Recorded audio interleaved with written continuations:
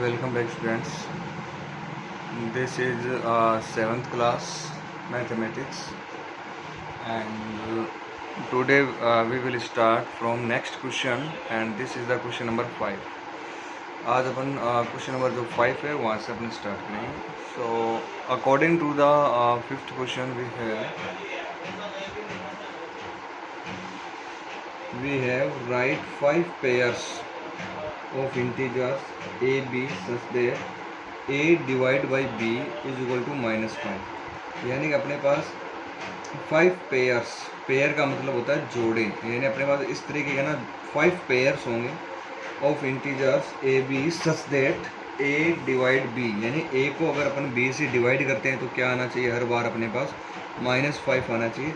इस तरीके के आपको ना 5 जो पेयर है वो आपको स्टूडेंट्स लेने हैं. Where one such pair is -25, यानी उनमें से जो एक पेयर है वो अपना है -25 एंड 5. बिकॉज -25 को अगर अपन 5 से डिवाइड करते हैं, देखो इस तरीके से तो डिवाइड करोगे आप, जैसे -25 और 5 को डिवाइड करोगे देन यू विल गेट -5. इसी तरीके से तो अपन स्टूडेंट्स क्या करते हैं, डिवाइड करते हैं. तो जब आप है ना -25 को अगर 5 से डिवाइड करोगे देन यू विल गेट -5. तो इस तरीके के ना और बताओ कौन कौन से पेयर हो सकते हैं जिनका ना डिवाइड करने का आंसर हर बार क्या आ जाए, -5 आ जाए. आंसर हर बार क्या है, -5 आए. इस तरीके के अपने को ना बहुत सारे पेयर बनाने हैं. ठीक है, बहुत सारे मतलब अपने को इस तरीके के 5 पेयर चाहिए. कितने पेयर चाहिए, 5 पेयर चाहिए. चलो इसको करते हैं. एक तो मेरे ध्यान में है, फर्स्ट जो पेयर है वो आपका हो जाएगा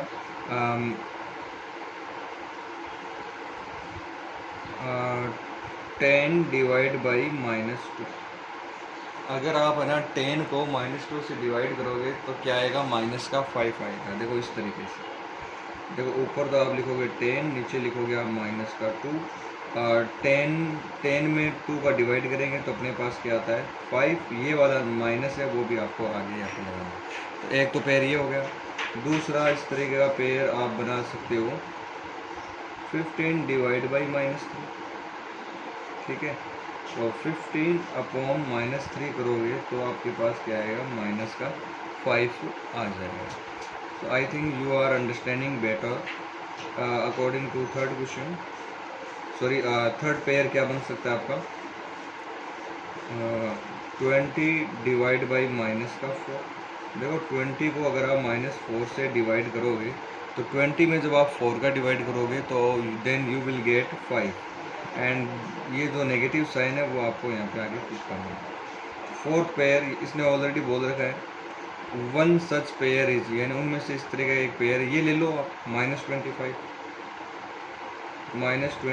डिवाइड बाई 5. ध्यान रखना ये माइनस जो मैंने लगाया ना, जैसे -2 लगाया, अगर आप चाहो तो ये माइनस यहाँ ना लगा के यहाँ पे भी लगा सकते हो इस तरीके से. -10 डिवाइड 2 एक ही बात है, माइनस इधर लगाओ चाहे इधर लगाओ, कोई फ़र्क नहीं पड़ेगा. आंसर आपका वही रहेगा, -5 ही रहेगा. फिफ्थ जो पेयर आपका हो जाएगा स्टूडेंट 30 डिवाइड बाई -6. यानी कि अगर आप 30 को 6 से डिवाइड करोगे तो 30 अपॉन -6 क्या हो जाएगा, -5. इस तरीके से स्टूडेंट्स आप है ना ये फाइंड कर सकते हैं. तो ये आपका क्वेश्चन नंबर 5 है और इस तरीके से आपको ये क्वेश्चन करना है. चलो क्वेश्चन नंबर 6 देखिए. According to the question number 6, we have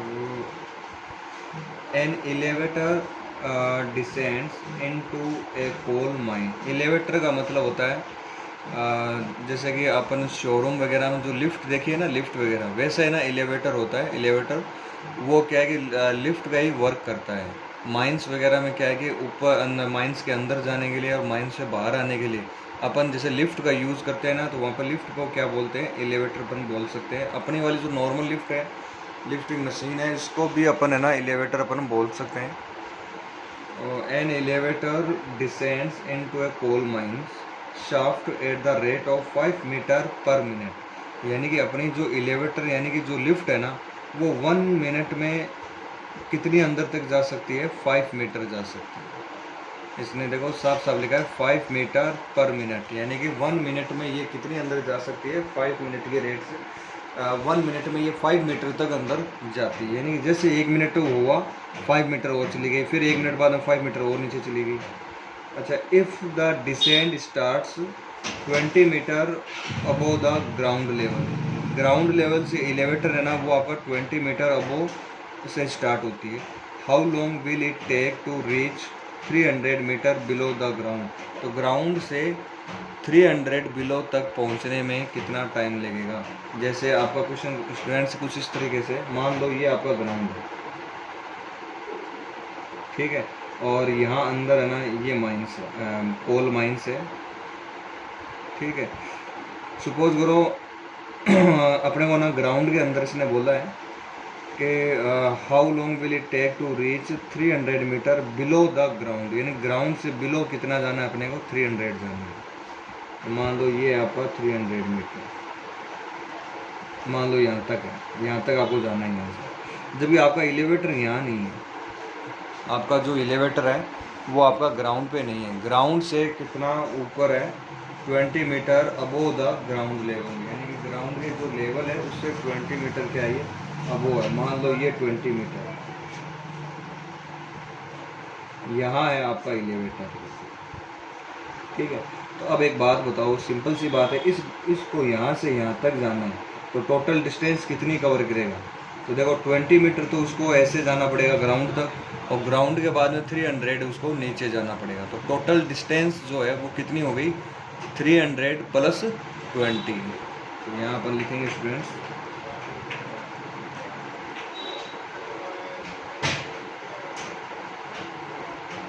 total distance 300 plus 20 is equal to 320 meter. तो मेरे हिसाब से यहाँ तक किसी बच्चे को कोई प्रॉब्लम नहीं होगी। ओके, अब बात करते हैं अपन, इसने साफ साफ लिखा है कि 5 मीटर अंदर जाने में कितना टाइम लगता है, 1 मिनट का टाइम लगता है।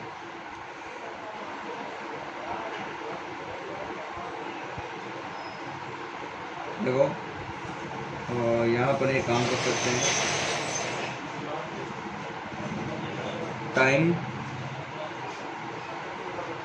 टाइम फॉर 5 मीटर, 5 मीटर के लिए टाइम कितना है, 1 मिनट। यही तो देर का अपने को क्वेश्चन है, ये क्वेश्चन में अपने को क्या गिवन है कि टाइम फॉर 5 मीटर, यानी कि 5 मीटर डाउन साइड, यानी कि 5 मीटर डाउन साइड जाने के लिए उसको जो टाइम लगता है वो टाइम कितना लगता है स्टूडेंट्स, 1 मिनट का टाइम लगता है। तो वो अपन ने यहाँ पे लिख दिया कि टाइमिंग जो है वो आपकी कितनी है, 1 मिनट। Time for 5 meter it is equal to 1 minute, यानी कि 1 मिनट का टाइम लगता है। तो 5 मीटर के लिए 1 मिनट है, तो 1 मीटर के लिए टाइम कितना होगा, 1/5 मीटर, सर मिनट है कि 5 मीटर के लिए 1 मिनट, तो 1 मीटर के लिए 5 का क्या कर दिया, divide.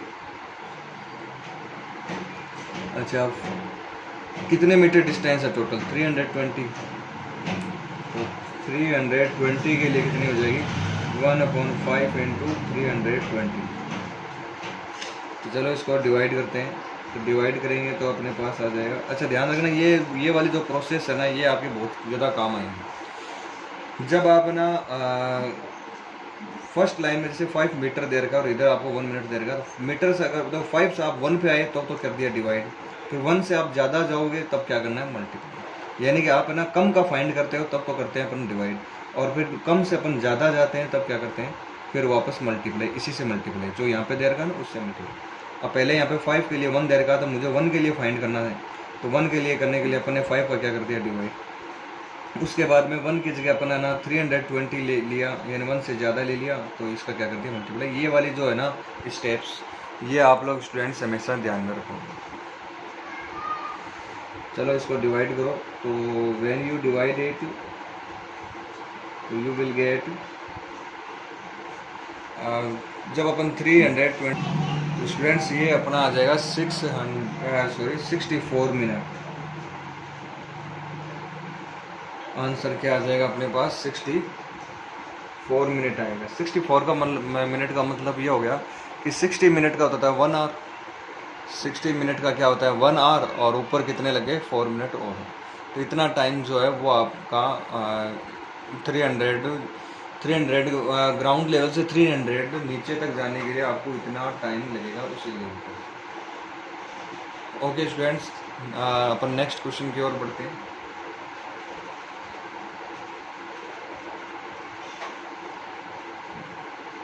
Okay, this is the question number 7, and according to this question we have a total of 2520 was shown as balance in Talvinder's saving account on Monday. तो स्टूडेंट्स इन दिस क्वेश्चन की है, Monday को जो तलविंदर नाम का कोई है, उस तलविंदर का सेविंग अकाउंट है। तलविंदर का क्या है सेविंग अकाउंट है, और उस तलविंदर के सेविंग अकाउंट में मंडे को कितने पैसे हैं उसके पास 2520। यानी मंडे को जब उसका अकाउंट चेक किया तो उस अकाउंट में अपने को पैसे कितने मिल रहे हैं 2520, यानी इतने रुपीज़ उसको मिल रहे हैं। तो मेरे हिसाब से इसमें कोई लाइन में कोई प्रॉब्लम नहीं है। अच्छा, after he withdraw 750 on Tuesday, यानी ट्यूसडे को वो ना 750 रुपीज़ है ना वो माइनस कर लेता है, उसमें से विड्रॉ कर लेता है। एंड डिपॉजिटेड 500 ऑन वेडनेसडे, और वेडनेसडे को 500 रुपीज़ है ना वो क्या करता है वो डिपॉजिट करता है। मंडे को जो 500 रुपीज़ है ना वो क्या करता है डिपॉजिट करता है। आगे पढ़ो question. What would be the balance amount in his account on Thursday morning. तो जो नेक्स्ट थर्सडे मॉर्निंग है, तो थर्सडे मॉर्निंग को उसका जो अकाउंट में जो बैलेंस है वो कितना हो जाएगा, ये स्टूडेंट्स आपको फाइंड करना है।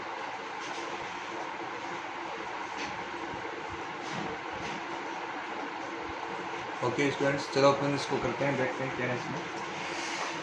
देखो सबसे पहले देखो 20520 है ना, अगर है ना देखो अकाउंट से अगर अपन पैसे विड्रॉ करते हैं, विड्रॉ करने का मतलब हो गया कि अकाउंट से अगर अपन पैसे निकालते हैं, है ना, ध्यान में रखना, जब भी अपन अकाउंट से पैसे अगर अपन निकालते हैं तो हमेशा माइनस कर देना चाहिए। जैसे आपके पास अकाउंट में 5000 रुपीज़ है और आप है ना 2000 निकाल रहे हो, विड्रॉ कर रहे हो, इसका मतलब आपके अकाउंट में 3000 रुपये बचेंगे, कम होंगे ना पैसे। तो 5000 माइनस क्या करोगे 2000। वही सेम चीज़ यहाँ पे स्टूडेंट्स, जब भी आप अकाउंट में पैसे ऐड करते हो, पैसे आप डिपॉजिट करते हो तो इसका मतलब आपको एडिशन करना होता है, और जब भी आपको पैसे विड्रॉ करने होते हैं तो आपको माइनस करना। तो स्टूडेंट्स वही चीज़ अपन यहाँ करेंगे। देखो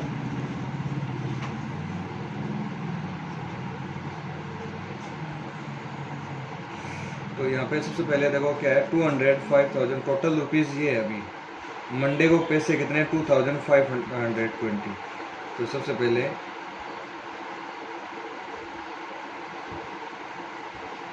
बैलेंस ऑन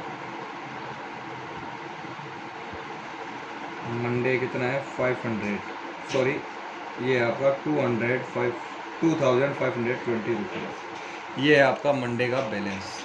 और उसके बाद में ट्यूसडे को withdraw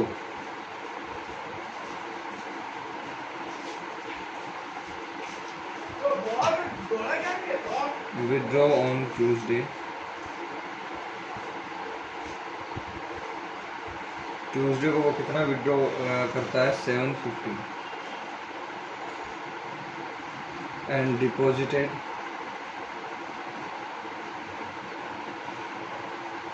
deposited on Wednesday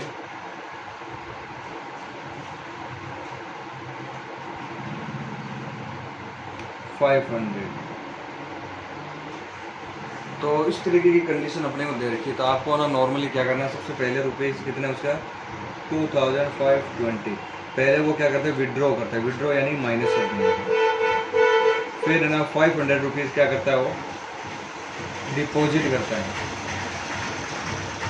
500 rupees अगर डिपॉजिट करेगा तो यहाँ पे हमें लगेंगे 500। ओके स्टूडेंट्स, पहले आप इसको और इसको सोल्व कर लो। 750 में से अगर आप 500 माइनस करोगे तो आपके पास बचेगा 250। ठीक है, क्या बचेगा? 250 बचेगा। और उसके बाद में जब अपन इसमें से इसको माइनस करेंगे तो ये यू कैन सी दैट 2270 ये पैसे आपके पास लास्ट जो बैलेंस है वो आपका ये बचेगा 2270। ओके स्टूडेंट्स, नेक्स्ट क्वेश्चन की ओर मूव करते हैं।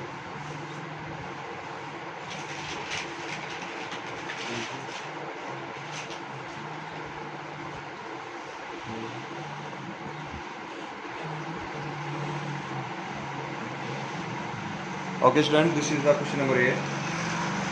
द टेम्परेचर ऑफ 12 नून, यानी कि दोपहर को 12 बजे टेम्परेचर कितना था? 10 डिग्री सेल्सियस अबव जीरो, यानी जीरो से ऊपर कितना टेम्परेचर दिखा रहा है? 10 डिग्री सेल्सियस।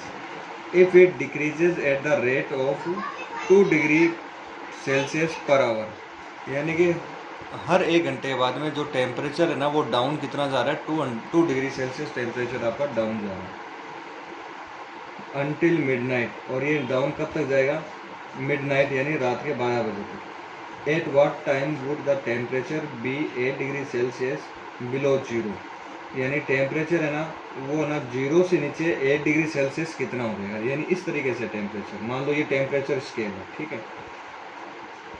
यहाँ मान लो आपका 0 डिग्री सेल्सियस, फिर ऊपर आपका 1, फिर यहाँ 2, 3, 4, 5, 6, 7 और ये क्या हो गया आपका 8। नीचे आपका माइनस का 1, माइनस का 2, माइनस का 3, माइनस का 4, माइनस का 5, माइनस का 6, माइनस का 7, माइनस का 8। इस तरीके से बीच में क्या आ गया आपका? 0 आ गया। तो बहुत सारे जो नेगेटिव नंबर है वो आपके नीचे भी रहते हैं स्केल पे, और बहुत सारे पॉजिटिव नंबर आपके ऊपर भी रहते हैं। ठीक है, अब पहला ये कह रहा है कि the temperature at 12 Noon was 10 degree Celsius above zero, यानी जैसे कि ये ना जीरो से ऊपर कितना है यहाँ पे? 10 डिग्री, यानी 8 के बाद 9 भी है और 10 भी है। ये काम करते हैं, इस स्केल को अपन है ना ऐसे मत बनाओ, इस स्केल को अपन ऐसे बना लेते हैं, ऐसे ही ऐसे। और ये आपका 0, फिर आपका यहाँ पे 1 आएगा, 2, 3, 4, 5, 6, 7, 8, 9, 10, 11 वगैरह भी, लेकिन टेम्परेचर कितना अपना 10 डिग्री सेल्सियस है दोपहर के 12 बजे। अच्छा, इधर आपका आएगा -1, -2, -3, -4, 5, 6, 7, 8, 9, -10, -11, इस तरीके से आ जाता है। अब the temperature at 12 Noon was 10 degree Celsius above the zero, zero से ज़्यादा, यानी टेम्परेचर आपका यहाँ तक है, ये नहीं है टेम्परेचर, यहाँ तक ही देर गया। रुको 1 सेकेंड, 10 डिग्री सेल्सियस यहाँ तक है, यानी कि दोपहर के 12 बजे जो टेम्परेचर है वो आपका कितना है? 10 डिग्री सेल्सियस। अच्छा, हर 1 घंटे बाद में 2 डिग्री सेल्सियस जो टेम्परेचर है वो आपका क्या हो रहा है? डिक्रीज हो रहा है, यानी हर 1 घंटे में 2 डिग्री सेल्सियस जो टेम्परेचर है वो आपका क्या हो रहा है? कम हो रहा है। तो eight what time would the temperature by 8 degree Celsius below the zero, तो जीरो से छोटा 8 डिग्री सेल्सियस कहाँ है? देखो ये टेम्परेचर आपका यहाँ से, देखो अभी जो 12 बजे है ना, दोपहर के 12 बजे, तो टेम्परेचर आपका 10 डिग्री सेल्सियस है, और ये पूछ रहा है कितने टाइम बाद टेम्परेचर आपका 0 से बिलो 8 हो जाएगा। तो 0 से बिलो 8 यानी कि -8 कितना हो जाएगा? कब कितने, यानी आपको टेम्परेचर को यहाँ से यहाँ तक पहुँचाना है, तो आपको बताना है कि कितना टाइम लग जाएगा टेम्परेचर को इतना कम होने में। तो 2 डिग्री सेल्सियस कम होने पे टेम्परेचर कितना टाइम लग रहा है? 1 आवर, यानी कि टेम्परेचर अगर आपका 2 डिग्री सेल्सियस डिक्रीज होता है तो उसमें टाइमिंग कितनी है? 1 आवर, यानी 1 घंटा लग जाता है। तो देखो ये 2 डिग्री आपका है ना, 1 डिग्री और 2 डिग्री, तो 1 घंटा यहाँ लग जाएगा, फिर 2 घंटे हो जाएंगे, फिर 3, 4, 5, 6, 7, ये 8, और यहाँ तक पहुँचने पर 9, तो स्टूडेंट्स कितने आवर हो जाएंगे, 9 आवर हो जाएंगे। ठीक है, तो ये तो मैंने आपको प्रैक्टिकली बता दिया कि इस तरीके से आप निकाल सकते हो। वैसे मैथमेटिकली कैसे करोगे, 9 आवर्स कैसे निकालोगे, पहले देखो यहाँ से यहाँ तक टेम्परेचर कितना है, देखो यहाँ से 1 2 देखो यहाँ से यहाँ तक 1 1 2 3 4 5 6 7 8 9 10 11 12 13 14 15 16 17 18, यानी टेम्परेचर आपको कितना रिड्यूस करना है, रिड्यूस्ड टेम्परेचर कितना होगा, वो होगा आपका 18 डिग्री सेल्सियस। ठीक है, अब वही सेम चीज़ है, 1 आवर में 2 डिग्री सेल्सियस में कितना टाइम लगता है, 1 hour, reducing 2 degree Celsius time कितना है, 1 आवर। तो 1 डिग्री सेल्सियस के लिए टाइम कितना हो जाएगा, 1/2, और 18 डिग्री सेल्सियस को रिड्यूस करने के लिए टाइम कितना हो जाएगा, 1/2 इंटू 18। ये आप कैंसिल करोगे तो क्या आ जाएगा, 9 डिग्री सेल्सियस। नोटबुक में आप ऐसे कर लेना, वैसे आप प्रैक्टिकली ऐसे भी समझ सकते हो। ये आपका इस तरीके से। अच्छा, इतना करने के बाद में अब आगे दो क्वेश्चन में एक चीज़ और पूछिए आपसे, what would be the temperature at midnight, रात के 12 बजे जो टेम्परेचर है वो कितना हो जाएगा, यानी कि रात के 12 बजे जो टेम्परेचर है वो आपका कितना कम हो जाएगा। रात के 12 बजे आपको टेम्परेचर फाइंड करना है। ठीक है, तो एक बात बताओ, सुबह के 12 बजे टेम्परेचर कितने हैं, ये दोपहर के जो नून में जो है उस टाइम टेम्परेचर कितना आपका 10 डिग्री, यही तो है कि दोपहर को 12 बजे जो टेम्परेचर है वो कितना होगा। स्टूडेंट्स, जो ये नेक्स्ट क्वेश्चन है इसमें आपसे ये पूछा है साथ में, what would be the temperature at midnight, यानी रात को 12 बजे बताओ टेम्परेचर कितना हो जाएगा। तो देखो नून में जो टेम्परेचर है वो कितना है आपका, 10 डिग्री सेल्सियस। दोपहर के 12 बजे टेम्परेचर 10 डिग्री सेल्सियस, दोपहर के 12 बजे, और मिडनाइट का मतलब होता है रात के 12 बजे। तो दोपहर के 12 बजे और रात के वापस 12 बजते हैं, तो उसमें जो टाइम है वो कितने हो जाता है, 12 आवर्स हो जाते हैं। टाइम कितना हो गया टोटल, 12 आवर्स, यानी कि 12 घंटे हो जाएंगे, 12 आवर्स हो जाएगा टाइम। ठीक है, 1 आवर में टेम्परेचर कितना कम हो जाता है, 2 डिग्री सेल्सियस। देखो यहाँ पे लिखा है 2 degree Celsius per hour reduce होता है। तो 1 आवर में जो टेम्परेचर है वो कितना रिड्यूस होता है, 2 डिग्री। तो 12 आवर में टेम्परेचर कितना कम हो जाएगा, 12 इंटू 2 यानी कि 24 डिग्री, यानी कि टेम्परेचर कम होते होते कितना टेम्परेचर कम हो जाएगा, 24 डिग्री सेल्सियस टेम्परेचर क्या हो जाएगा, कम हो जाएगा। तो अभी दोपहर के 12 बजे टेम्परेचर कितना देर का है, 10 डिग्री सेल्सियस देर का है, और आपको ना 24 डिग्री सेल्सियस टेम्परेचर क्या करना है, कम करना है, यानी कि माइनस करना पड़ेगा। तो स्टूडेंट्स आपको 10 माइनस 24 डिग्री सेल्सियस, तो आंसर आ जाएगा माइनस का 14 डिग्री सेल्सियस। ये आंसर आ जाएगा माइनस का 14 डिग्री सेल्सियस। इतना टेम्परेचर हो जाएगा दोपहर के 12 बजे। तो इस तरीके से आप लोग ना इस क्वेश्चन को कर लेना। ओके, नेक्स्ट क्वेश्चन है, this is the question number 9।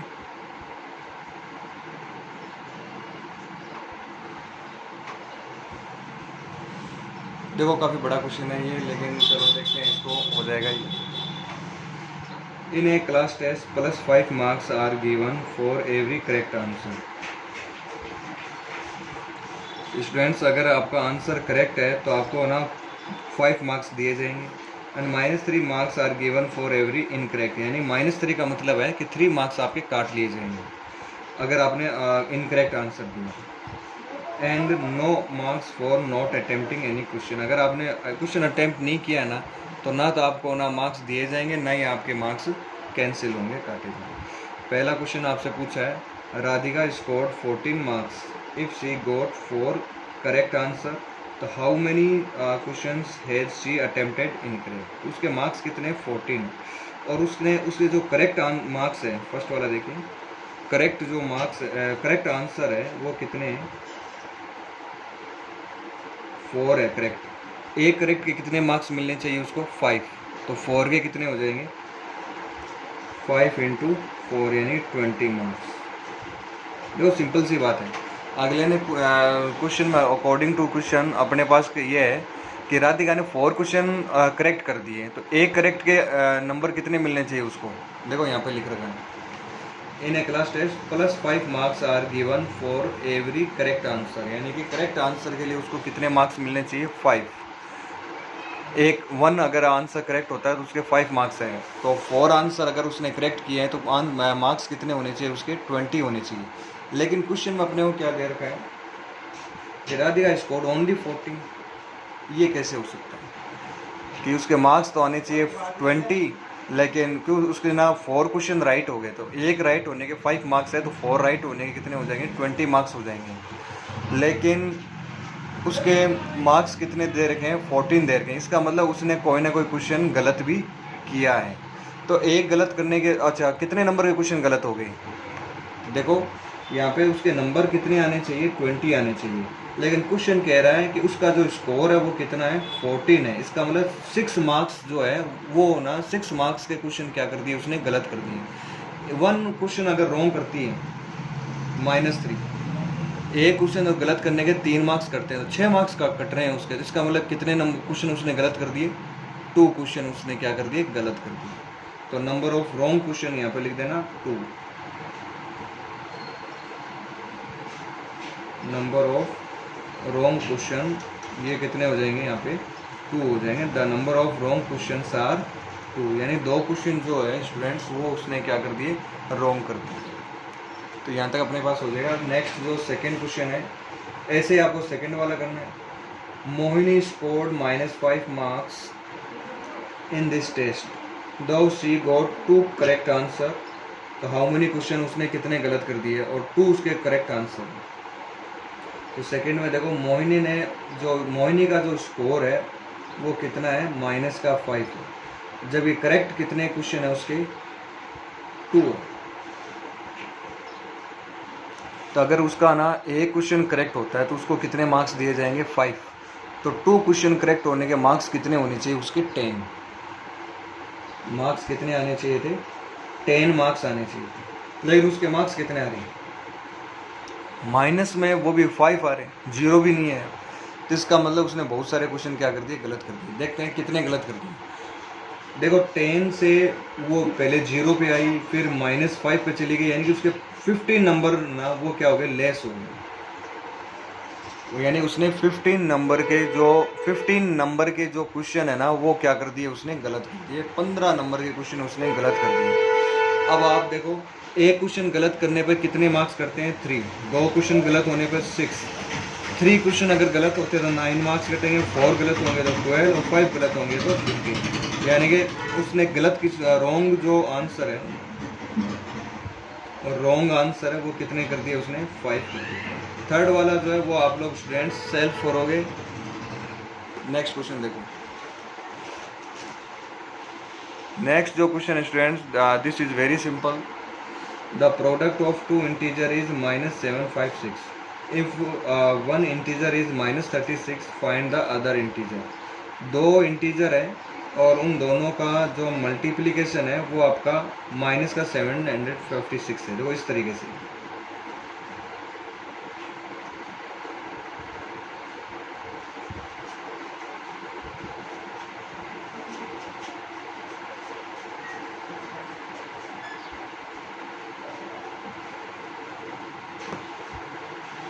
First integer into second integer, ये आपको कितना है? 756। ये आपको गिवन कि आपके पास कोई भी 2 इंटीजर है, एक तो फर्स्ट इंटीजर हो गया और एक सेकेंड इंटीजर हो गया, दोनों का जो मल्टीप्लाई है वो किसके इक्वल है? -756 के क्या है? वो इक्वल।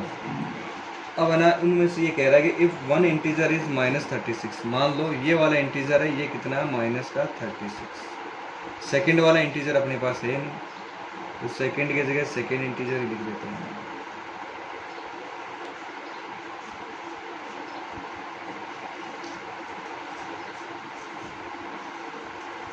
ये आ जाएगा -756। ध्यान में रखना स्टूडेंट्स, जब भी कोई नंबर एक साइड में मल्टीप्लाई में तो दूसरी साइड में ले जाने पर वो किस में आ जाता है?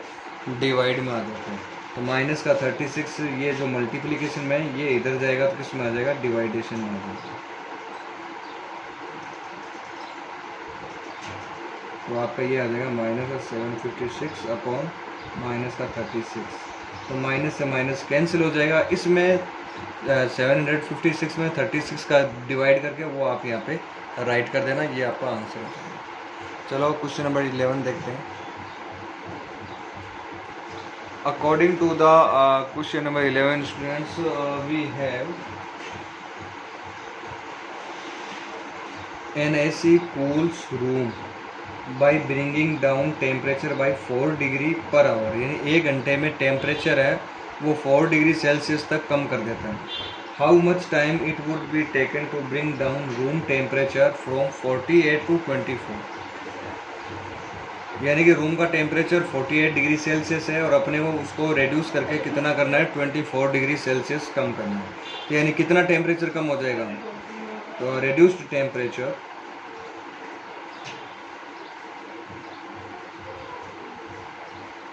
यानी कितना टेम्परेचर कम हो जाएगा, 48 माइनस 24 यानी कि 24 डिग्री सेल्सियस, इतना टेम्परेचर जो है स्टूडेंट्स वो क्या हो जाएगा आपका, रेड्यूस हो जाएगा।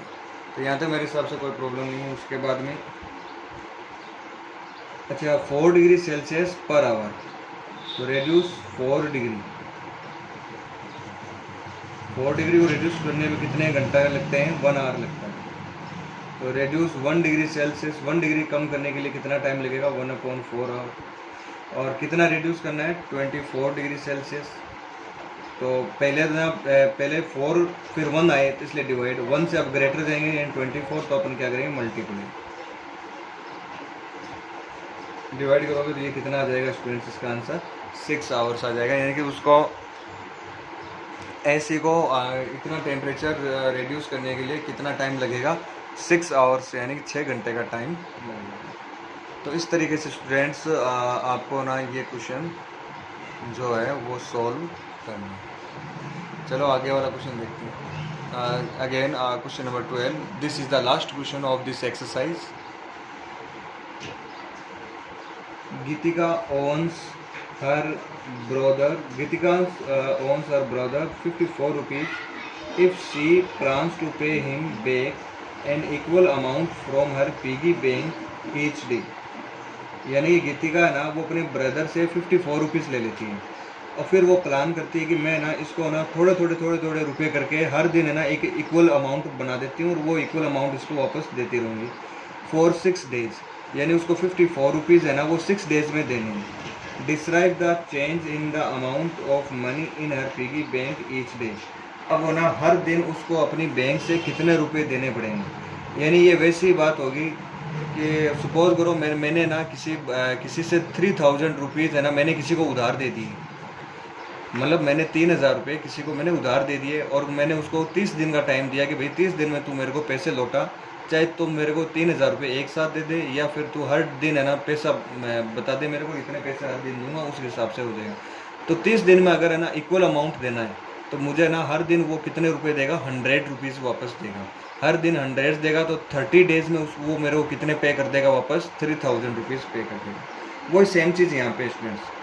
Gitika owns her brother 54 rupees if she plans to pay him back on equal amount from her piggy bank each day for 6 days. Describe the change in the amount of money in her piggy bank each day। यानी कि उसके piggy bank से हर दिन कितने रुपए जो amount है वो आपके कम होते जाएंगे। तो पहले तो देखो वो कितने रुपए देगी वो बताना आपको। तो 54 और कितने दिन है, 6 डेज है ना, तो 6 का आप डिवाइड करो 54 में आप 6। तो स्टूडेंट्स जब अपन 54 में 6 का डिवाइड करेंगे तो अपने पास क्या आ रहा है, 9। यानी कि हर एक दिन में उसको कितने रुपीज़ देने पड़ेंगे, 9 रुपीज़ वापस देने पड़ेंगे। यानी चेंज कितना आएगा हर बार उसके money in her piggy bank each day, हर दिन कितना चेंज आएगा, 9 रुपीज़ का हर बार चेंज आएगा। यानी कि 9 रुपीज़ वो हर बार क्या उसको देती रहेगी। इस तरीके से आपको ये क्वेश्चन कर लेना। इसमें थोड़ी सी लैंग्वेज बना के इसको लिख देना। आंसर क्या आएगा इसका, 9। तो स्टूडेंट्स आपकी ये जो एक्सरसाइज है this is completed now and from next lesson we will start next exercise, I think that is 1.4 and some students are not submitting their regarding PDF homework file, so please submit your homework file. Thank you, have a nice day.